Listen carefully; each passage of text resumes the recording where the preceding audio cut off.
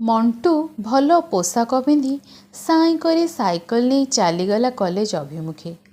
ଗାଁ ମୁଣ୍ଡ ଛକରେ ବାପା ସହ କ୍ଷେତକୁ ଯାଉଥିବା ରାମୁ ଆଁ କରି ଅନେଇଥାଏ ମଣ୍ଟୁ ଆଡ଼େ। ନିଜକୁ ଲକ୍ଷ୍ୟ କରୁଥାଏ ରାମୁ।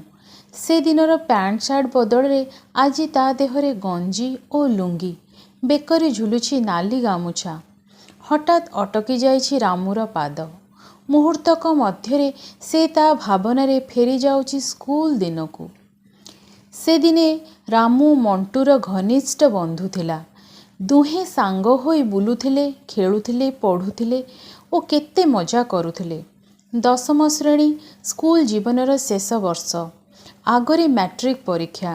ସବୁ ପିଲା ଏ ଖରା ଛୁଟିଠାରୁ ଫୁଲ୍ ଦମରେ ପାଠପଢ଼ାରେ ଲାଗି ପଡ଼ିଥାନ୍ତି।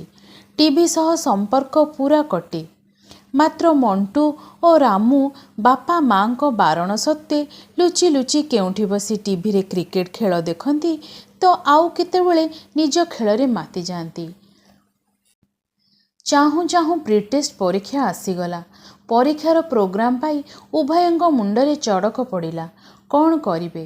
ସେମାନେ ଖେଳୁ ଖେଳୁ ଇତିମଧ୍ୟରେ ବହୁତ ପଛରେ ପଡ଼ିଯାଇଛନ୍ତି ପାଠରେ। ପରୀକ୍ଷାରେ ଖରାପ ହେଲେ ବାପା ବୋଉ ମନ ଦୁଃଖ କରିବେ, ସାର୍ ରାଗିବେ। ମଣ୍ଟୁ ନିଷ୍ପତ୍ତି କଲା ସେ ଆଉ ମୁହୂର୍ତ୍ତେ ବି ସମୟ ନଷ୍ଟ ନ କରି ପଢ଼ି ବସିବ। ପାଠପଢ଼ାରେ ଲାଗି ପଡ଼ିଲା ମଣ୍ଟୁ। ମାତ୍ର ରାମୁ ଭାବିଲା ଏତେ କମ୍ ସମୟ ଭିତରେ ପଢ଼ି ପରୀକ୍ଷା ଦେବା କ'ଣ ସମ୍ଭବ ହେବ? ବରଂ ସେ ପରୀକ୍ଷାରେ କପି କରି ଚିଟିଂ କରିପାରିଲେ ସହଜରେ ଅଧିକ ନମ୍ବର ରଖି ବାପା ବୋଉଙ୍କୁ ଖୁସି କରାଇ ପାରିବ। ସେ କାହାକୁ କିଛି ନ କହି ଛୋଟ ଛୋଟ କାଗଜରେ ସବୁ ପ୍ରଶ୍ନର ଉତ୍ତର ଲେଖିବାରେ ଲାଗି ପଡ଼ିଲା। ଦୁହେଁ ପରୀକ୍ଷା ଦେଲେ। ମଣ୍ଟୁ ଅଳ୍ପ ଦିନ ପଢ଼ାପଢ଼ି କରିଥିବାରୁ ସବୁ ପ୍ରଶ୍ନର ଉତ୍ତର ଦେବାକୁ ସମର୍ଥ ହେଉନଥାଏ। ମାତ୍ର ରାମୁ ଚତୁରତାର ସହିତ ଲୁଚି ଲୁଚି ଘରୁ ଆଣିଥିବା କପି ସହାୟତାରେ ପ୍ରଶ୍ନଗୁଡ଼ିକର ଉତ୍ତର କରିପାରୁଥାଏ। ପରୀକ୍ଷାରେ ସବୁ ପ୍ରଶ୍ନର ଉତ୍ତର କରିଥିବାରୁ ଖୁବ୍ ପ୍ରଫୁଲ୍ଲ ମନରେ ଘରକୁ ଫେରେ ରାମୁ। ମାତ୍ର ମଣ୍ଟୁ କେତେ ମାର୍କ ଛାଡ଼ିଥିବାରୁ ମୁହଁ ତାର ଟିକିଏ ଶୁଖି ଯାଇଥାଏ। ତଥାପି ଧୈର୍ଯ୍ୟହରା ହୁଏ ନାହିଁ ମଣ୍ଟୁ। ପ୍ରିଟେଷ୍ଟ ପରୀକ୍ଷାର ଫଳ ବାହାରିଲା। ମଣ୍ଟୁର ସେକେଣ୍ଡ କ୍ଲାସ୍ ମାର୍କ ଅଛି। ମାତ୍ର ରାମୁ ଫାର୍ଷ୍ଟ କ୍ଲାସ୍ ଠାରୁ ଯଥେଷ୍ଟ ଅଧିକ ମାର୍କ ରଖିଥାଏ। ପରୀକ୍ଷା ଫଳ ଦେଖି ରାମୁର ଆନନ୍ଦ କହିଲେ ନ ସରେ। ଦୁଇ ସାଙ୍ଗ ପ୍ରୋଗ୍ରେସ୍ କାର୍ଡ଼ ଦେଖି କଥା ହେଲେ। ସଫଳତାର ଚାବି ମଣ୍ଟୁକୁ ଅଛପା ରହିଲା ନାହିଁ। ରାମୁ ତାକୁ ପରାମର୍ଶ ଦେଲା ଟେଷ୍ଟ ପରୀକ୍ଷାରେ ତାପରି କିଛି କପିର ସହାୟତା ନେବା ପାଇଁ। ମାତ୍ର ରାମୁର କଥା ଗ୍ରହଣ କଲା ନାହିଁ ମଣ୍ଟୁ। ତାର ମନେ ପଡ଼ୁଥିଲା ମହାତ୍ମା ଗାନ୍ଧୀଙ୍କର ପିଲାଦିନର କଥା। ସେଦିନ ଗୁରୁଜୀ କହିଥିଲେ, ଏଡ଼ିକି ନିର୍ବୋଧ ପିଲା ତୁ, ଠାର ବୁଝିଲୁ ନାହିଁ, ଦେଖି ଲେଖିଥିଲେ ସୁନାମ ସିନା ଥାଆନ୍ତୁ ପାଇ। ମାତ୍ର ମୋହନ ଗୁରୁଙ୍କର ଇସାରାକୁ ନ ମାନି ବରଂ ଭୁଲ ଉତ୍ତର ଲେଖିବାକୁ ପସନ୍ଦ କରିଥିଲେ। ସେଥିପାଇଁ ସେ ମୋହନରୁ ମହାତ୍ମା ହୋଇପାରିଥିଲେ।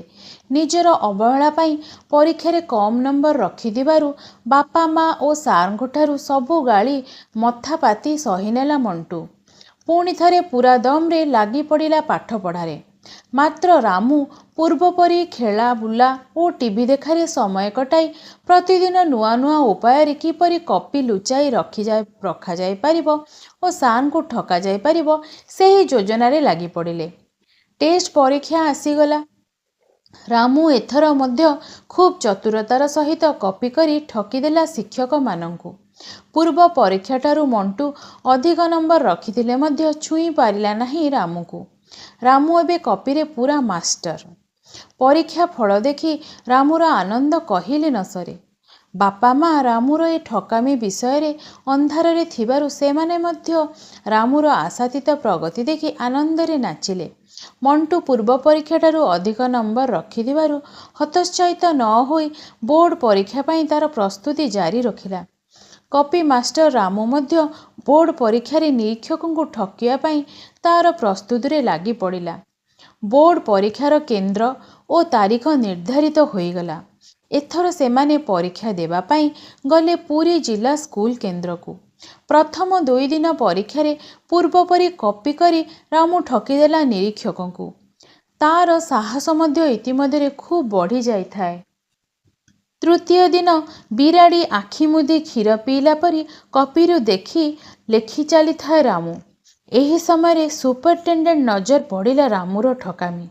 ତାର ହାବଭାବ ଦେଖି ସୁପରିଟେଣ୍ଡେଣ୍ଟ ତାକୁ ସନ୍ଦେହ କଲେ ଓ ସଙ୍ଗେ ସଙ୍ଗେ ସର୍ଚ୍ଚ କରି ସମସ୍ତ ଗୁପ୍ତ ସ୍ଥାନରୁ କପିତକ ବାହାର କରିନେଲେ। ରାମୁର ଆଡମିଟ୍ କାର୍ଡ଼ ଜବତ ହେଲା।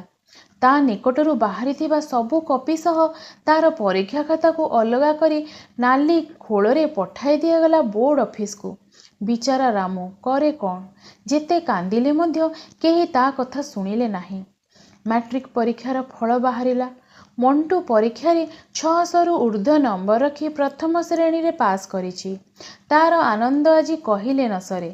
ବାପା, ମା, ଶିକ୍ଷକ ସମସ୍ତେ ଆଜି ମଣ୍ଟୁର ପରୀକ୍ଷା ଫଳରେ ଖୁସି। ଆନନ୍ଦରେ ସମସ୍ତଙ୍କୁ ମିଠା ବାଣ୍ଟିଛି ମଣ୍ଟୁ। ମାତ୍ର ରାମୁର ରୋଲ ନମ୍ବର ପାଖରେ ପରୀକ୍ଷା ଫଳ ଲେଖାଯାଇଥିଲା MP। ବିଚରା ଭୋ ଭୋ କରି କାନ୍ଦିବ ଛଡ଼ା ଆଉ କିଛି ଚାରା ନଥିଲା ରାମୁର। କାନ୍ଦୁ କାନ୍ଦୁ ସେ ନିଜକୁ ନିଜେ କହୁଥିଲା, ଠକୁ ଠକୁ ଠକିଗଲି। ମୋ ଗପଟି ତ ସରିଲା। ରହୁଛି। ଧନ୍ୟବାଦ।